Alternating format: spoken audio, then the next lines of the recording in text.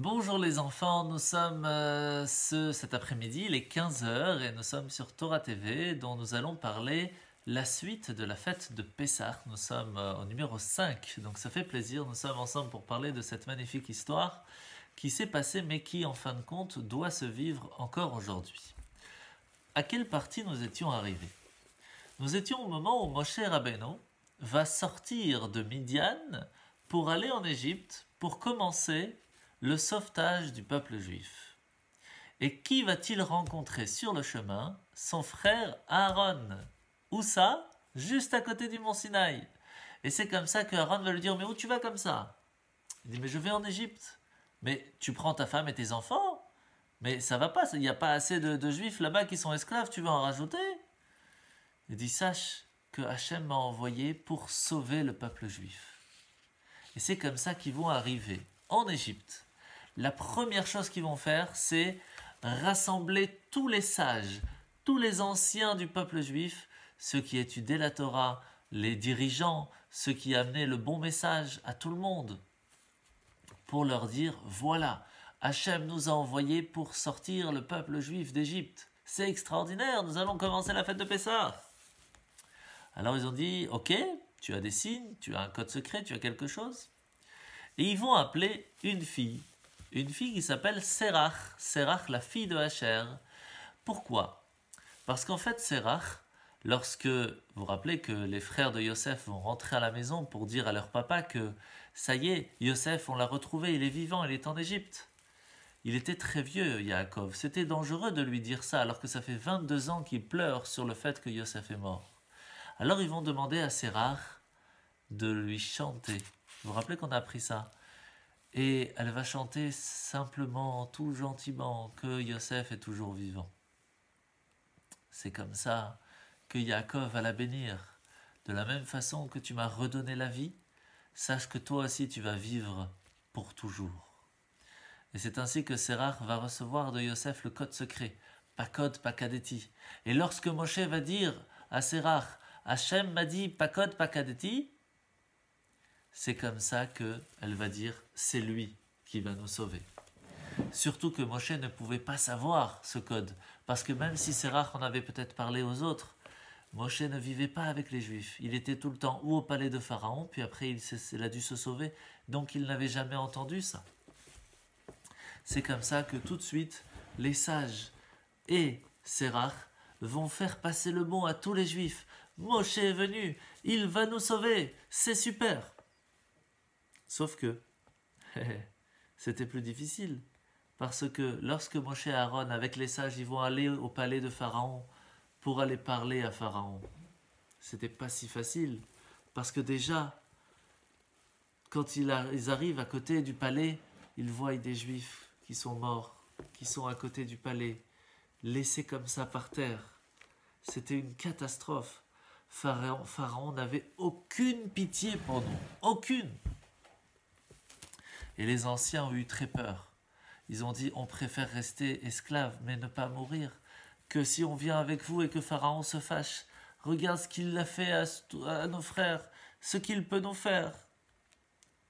C'est comme ça que, en fin de compte, que Moshe et Aaron vont aller chez Pharaon. Et c'est pour cela que ceux qui vont pouvoir monter au mont Sinaï, il n'y a que Moshe. Pas les sages, pas les anciens, parce qu'ils ont eu peur, ils n'ont pas eu assez confiance en Dieu. Et donc Aaron, avec Moshe, il continue. Sauf qu'il y a 400 portes pour rentrer dans le palais de Pharaon. C'est un très très grand palais. Chaque porte était gardée par des lions, par des ours, par des bêtes sauvages. Lorsque les gardes vu Moshe et Aaron, ils ont lancé les lions. Mais les lions arrivent à côté de Moshe et Aaron. Ils se calment tout de suite. Tout de suite, ils se calment. Ils marchent à côté de lui, comme des petits agneaux. Oh là là! Et toutes les bêtes sauvages se mettent autour de Moshe et Aaron pour les protéger des gardes. Et les gardes ne peuvent rien faire. Ils sont éberlués, ils sont émerveillés. Mais qu'est-ce que c'est que ce miracle? C'est comme ça que ces deux grands personnages, barbus, avec les yeux qui brillent, avec une crainte du ciel qu'on voyait en eux, leur façon de parler. Ils tenaient dans leurs mains le bâton avec le nom d'Hachem gravé dessus. Ils ressemblaient plus à des anges qu'à des humains. Et ils sont rentrés jusqu'à la salle du trône de Pharaon. Et Pharaon va être très fâché contre les gardes et pour les avoir permis de rentrer jusqu'à lui. Et il va même en tuer d'autres qui vont être renvoyés. Mais, en fin de compte, quand il va voir Moshe et Aaron, d'abord il va se dire « Ah, c'est sûrement des gens qui sont venus de très loin pour me féliciter. » Mais pourquoi? Parce que c'était le jour de l'anniversaire de Pharaon ce jour-là. Eh oui, et il croit que c'est d'autres gens qui viennent lui faire des cadeaux. Sauf que juste à ce moment-là où tout le monde vient faire des cadeaux à Pharaon, Moshe et Aaron ils arrivent et Pharaon dit « Qui êtes-vous » Ah, sache que nous sommes les messagers d'Hachem. Et nous sommes venus pour te faire passer un message. Et ce message c'est « Laisse partir mon peuple pour qu'il puisse me servir dans le désert. » Ah, c'est qui ce Hachem? Je connais pas de Hachem. Il m'a jamais envoyé une lettre. Il m'a jamais donné de cadeau. Je connais pas. Alors Moshe et Aaron ils disent mais c'est le Dieu des Hébreux, le Dieu des Juifs. Quoi? Ils ont un Dieu? Ça fait plus de 80 ans que je les embête, qui sont mes esclaves. Pourquoi il attend tout ce temps? Alors Moshe leur dit ne t'inquiète pas, il sait exactement ce qu'il fait. Il les a protégés jusqu'à aujourd'hui et tu l'as vu toi-même. Tu as essayé de leur faire tellement de mal et pourtant on est toujours là. Bon, dit Pharaon, je vais aller voir dans mes livres des dieux, peut-être je trouverai là-bas le nom de Dieu. Et il trouve, il cherche, et il trouve quand même le nom de Dieu, mais pas le même que Moshe lui a dit. Parce qu'il s'est rappelé du Dieu de Abraham, de Yitzhak, de Yaakov lorsqu'il était en Égypte. Il s'en rappelle. Il en a même très peur. Mais la différence, c'est que cette fois, Moshe lui a dit « C'est Hachem, le Dieu d'au-delà du monde, qui c'est lui qui gère le monde, et pas toi, Pharaon. » Et donc, c'est un petit peu bête. Parce que qu'est-ce que disait Pharaon? Pharaon, il disait que Dieu, il a créé le monde, je suis d'accord, il n'y a pas de problème avec ça. Mais maintenant, il nous a donné à nous la terre, c'est nous les dieux sur terre. Ça, Dieu, il a juste créé le monde, c'est tout, il s'est arrêté là, il n'est pas avec nous. C'est là que Moshe lui dit, tu te trompes. Hachem, Dieu est avec nous tout le temps. Pas qu'avec les Juifs, avec le monde entier. Et c'est lui qui s'occupe de tout, mais vraiment de tout. Et tu ne peux rien faire pour l'empêcher. Et Moshe Aaron commence à expliquer à Pharaon, tu sais, tu te prosternes devant des idoles, devant des statues, c'est que des bêtises. Il n'y a que Hachem. Alors Pharaon lui pose des questions, il dit, votre Dieu, il est jeune ou il est vieux? Est-ce qu'il a gagné des villes ou des pays? Elle est grande, son armée peut-être? Ça fait combien d'années qu'il est Dieu? Alors, Moshe Aaron il dit à Pharaon, mais t'as rien compris, Hachem c'est lui qui a créé le monde. C'est lui qui vivra toujours, il est ni jeune ni vieux. Tout le monde lui appartient, le monde entier, et c'est même lui qui t'a créé, c'est lui qui t'a donné la vie. Alors il fait quoi maintenant? Alors ce Dieu, il s'occupe que le ciel et la terre fonctionnent toujours, que le nuage soit au bon endroit, qu'il y a de l'herbe partout. C'est lui qui amène la pluie, la rosée, c'est lui qui fait pousser les arbres, les fruits, les légumes. Il s'occupe des femmes, des enfants, des hommes, de tout le monde. Et là, Pharaon lui dit, mais non, c'est moi le maître du monde. Je me suis créé tout seul. Et j'ai créé le Nil. Le Nil, je suis le dieu du Nil. Et Hachem le dit, rachat, toi tu veux dire le dieu du Nil? C'est le Nil le premier qui va être touché dans les 10 plaies. Il sera transformé en sang. Partez, je ne veux plus vous voir. Sortez d'ici. Essayez de les attraper. Quoi? Mais non, ne t'inquiète pas. Tu sais ce qu'on va faire, lui dit Bilam. prochaine fois qu'ils vont venir, tu sais ce qu'on va faire? On va tester, voir si c'est vraiment des messagers de Dieu ou simplement des petits bonhommes. Tout le monde savait que des dirigeants juifs, que Moshe et Aaron étaient partis chez Pharaon. Tout le monde commençait à travailler un peu plus lentement. Il se dit, ça y est, bientôt on va sortir d'Égypte. Mais Pharaon a entendu ça et s'est dit, quoi? Pas seulement vous allez travailler plus, mais même la tribu des Lévites qui ne travaillait pas jusqu'à aujourd'hui, vous aussi vous allez travailler. Qu'est-ce que vous croyez, que plus de 600 000 esclaves je vais vous laisser partir? Mais jamais de la vie, tu m'aurais demandé 1000, 2000, un petit peu, ok on va discuter, mais tout le monde, mais jamais, comment on va construire l'Égypte? Alors Pharaon a appelé tous ses conseillers, on dit, vous allez plus donner la paille, que les Juifs aillent chercher la paille, qu'ils écrasent la paille, qu'ils font des briques et que ces briques ils les mettent au bon endroit. Et s'ils font pas bien, on va les taper encore plus. Il est fou ce Pharaon. Il n'arrête pas d'essayer de nous faire du mal. Mais les Égyptiens sont partis voir les contremaîtres, les chefs des Juifs, les chefs des esclaves juifs qui étaient eux-mêmes des Juifs. Mais ils ont dit, mais c'est pas possible de faire ça. On ne peut pas les faire travailler plus, ils sont déjà plus que fatigués. Et comme ils ont refusé d'obéir, eh bien, ils ont été battus par ils les ont tapés les Égyptiens. Mais en fin de compte, eh bien, comme ils n'ont pas voulu faire plus de mal aux Juifs, ils vont recevoir par Dieu une très grande bénédiction. Et c'est eux qui vont diriger le peuple juif plus tard. Ce seront des sages et ce seront des gens extrêmement intelligents. Les Béné Israël ont dû se disperser partout dans l'Égypte pour trouver de la paille. C'était pas évident. Chaque fois qu'ils trouvaient, ils prenaient un petit peu. Et chaque fois qu'un Égyptien le voyait en train de chercher, il le tapait. Pourquoi tu prends la paille? Sors de là! C'était vraiment très difficile. Après plus de 6 mois, 6 mois, c'est très long, 6 mois comme ça. Hachem va apparaître à Moshe et va lui dire « Retourne en Égypte ». Moshe et Aaron revoient et ils se revoient et revont chez Pharaon. Et ils vont dire à Pharaon « Ça suffit ce que tu fais et laisse partir le peuple juif. Ce n'est pas possible comme ça. » Alors, les Juifs, ils ont dit à Moshe et Aaron « À cause de vous, c'est pire. On ne travaille encore plus. Pourquoi vous nous avez fait ça? Laissez-nous tranquilles, repartez. On peut plus. » Alors Moshe se tourne vers Hachem et dit « Pourquoi tu fais ça? Pourquoi tu leur fais ça ?» Et Hachem lui dit « Mais je sais pourquoi.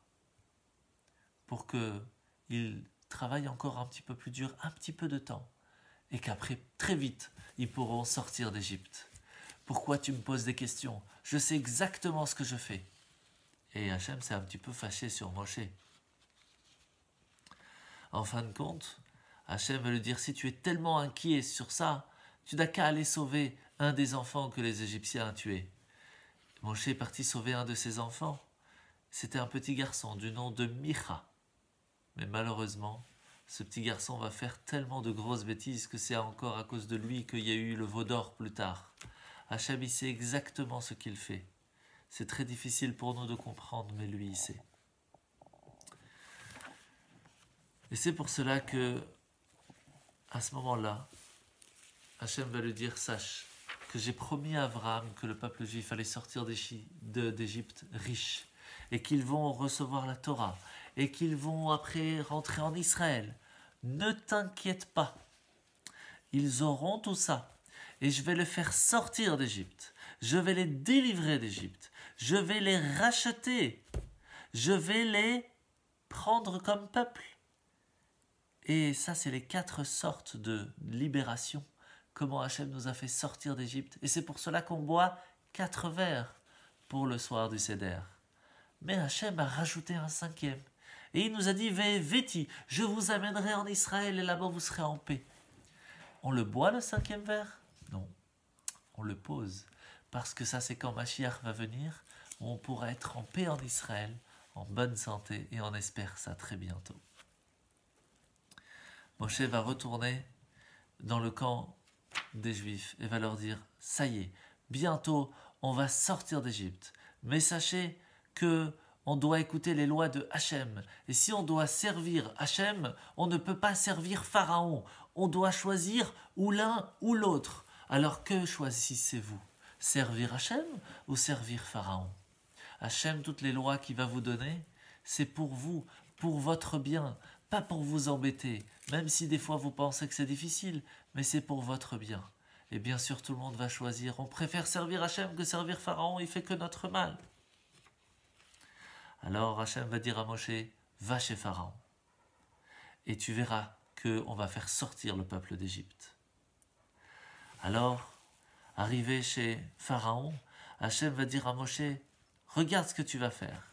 Je vais endurcir le cœur de Pharaon. Je ne vais pas le laisser faire. Il va dire non. Et on va lui faire plein de miracles et il va quand même dire non. Et avec tout cela, on va réussir à lui faire 10 plaies et seulement après tout ça, ils sortiront d'Égypte. Moshe Aaron transmet le message de Hachem à Pharaon. Il faut laisser partir le peuple d'Égypte, ça suffit. Pharaon ne veut pas. Quels sont tes miracles? Que sais-tu faire? Alors Moshe demande à Aaron de jeter le bâton. Et c'est ainsi qu'il se transforme en serpent. Alors Pharaon rigole, il dit ça c'est facile ça. Même des enfants de 5 ans en Égypte ils savent faire la magie, pour nous c'est normal. Et il va appeler des enfants de 5 ans ainsi que les magiciens. Ils vont jeter leur bâton et vont aussi se transformer en serpent. Que va-t-il se passer? Il y avait plein de serpents partout. Et Youchani et Mamré, c'était les 2 grands magiciens égyptiens, ont commencé à se moquer de Moshe. Quoi? Tu voulais faire un petit peu de magie pour nous, c'est trop facile ça. Il dit, vous allez voir. Comment est-ce que vous allez voir? Le serpent d'Aaron va ouvrir grand la bouche. Mais en fait, pas en tant que serpent, en tant que bâton. Et va aspirer tous les serpents des autres. Mais à ce moment-là, même Bilam, qui lui s'est dit oui, mais un serpent qui avale un serpent, on sait faire. Lorsqu'il a vu le bâton qui avale les autres, là il a dit oulalalala. Même Pharaon a eu peur, parce que si le bâton a réussi à avaler tout ça, et qu'il est resté bâton normal, il peut peut-être aspirer Pharaon. Et là, Pharaon a eu très peur. Alors Dieu dit à Moshe, Pharaon, tu veux toujours pas laisser partir le peuple juif? Tu vas voir ce que tu vas voir. Le lendemain matin, Moshe va aller très tôt le matin, à côté du Nil. Pourquoi il est parti très tôt? Parce que Pharaon disait qu'il était un dieu. Mais les dieux vont pas aux toilettes, sinon c'est que des humains. Alors qu'est-ce qu'il faisait? Il allait faire pipi caca, où ça? Dans le fleuve. C'est pas propre, hein? Et donc Moshe va le voir le matin, juste quand il va faire ses besoins. Et il dit, Pharaon, tu es pas un dieu. Et là, Pharaon, il pouvait rien dire, il était bloqué. Il dit, tu vois, tu veux pas écouter Hachem. Voilà ce qui va t'arriver. Voilà ce qui va t'arriver. Dans quelques instants, Aaron va prendre le bâton, va toucher l'eau et elle va se transformer en sang. Toi, tu pensais que tu pouvais être le dieu du Nil. Rien du tout. C'est comme ça que, à ce moment-là, Pharaon a eu très peur. Il s'est dit, mais quoi? Qu'est-ce qui se passe? Du sang? Je vais demander à mes magiciens s'ils savent faire la même chose. Et il demande à ses magiciens, mais vous arrivez? Oui, on arrive, mais on en a tellement. Qu'est-ce qu'on peut faire maintenant?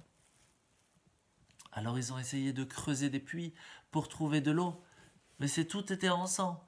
Tout ce qui était dans les jarres, dans les brocs d'eau, tout était devenu du sang. Il n'y avait qu'un seul endroit où il y avait de l'eau, c'était à Goshen, dans la ville où habitaient les Juifs. Alors les Égyptiens, tous, ils sont partis, ils ont foncé à Goshen. Mais à chaque fois qu'ils essayaient de prendre de l'eau, ça se transformait en sang. Alors ils ont compris ce qu'il fallait faire. Ils sont partis voir l'Égypte. Les Juifs, ils ont dit, on t'achète de l'eau. tiens, 1 pièce d'or, 2 pièces d'or, 3 pièces d'or. Et lorsqu'ils avaient donné assez d'argent, elle se transformait en eau et ils pouvaient boire. C'est comme ça que les Juifs ont commencé à devenir très riches très rapidement.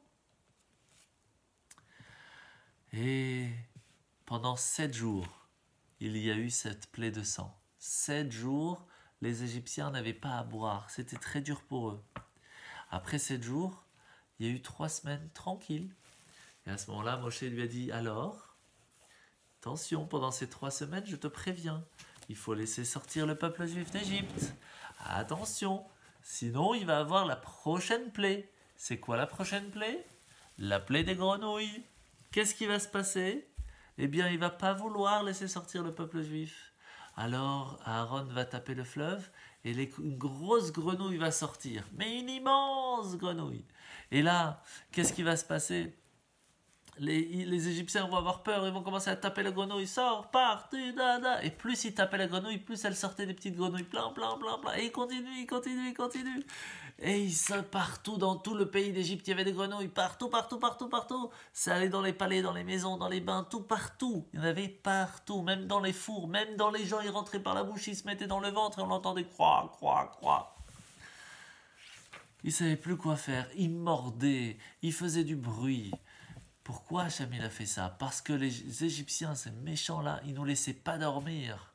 Ils nous réveillaient pendant la nuit pour travailler. Alors les grenouilles, pendant 7 jours, ils ont tellement fait de bruit, ils sont devenus fous les Égyptiens, ils ne pouvaient pas dormir.